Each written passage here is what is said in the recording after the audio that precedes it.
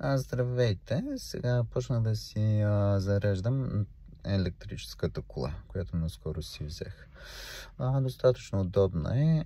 Зареждането трябваше да намеря коя апликация да пусна. Намерих начина и я пуснах.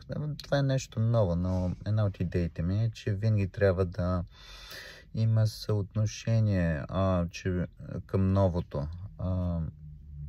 Промяната е едно от нещата, които са константни в света. За електрическите коли наскоро имах следният разговор на няколко места е Panel Talk в България и как да се реши. Според мен трябва да гледаме и организационни и технически решения за това.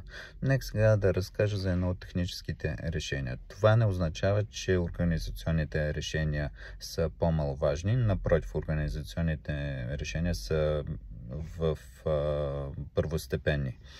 Но за техническите решения, вижте, електрическата кола е една голяма батерия на колела.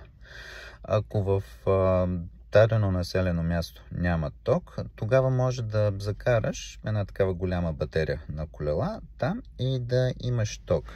Даже на моята кола има възможност да зарежда някои малки уреди до 3,5 кВт мощност.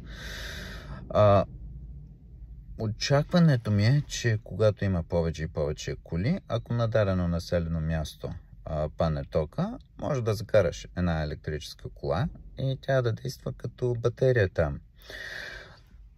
Но тук има следното нещо. Доколко ние просто ще чакаме някой друг да ни го реши и доколко ние ще реагираме и ние ще го направиме. Според мен трябва да изградиме ние такава технология, за да видим за нас как тя ще работи, а не само да чакаме някой друг. Само с чакане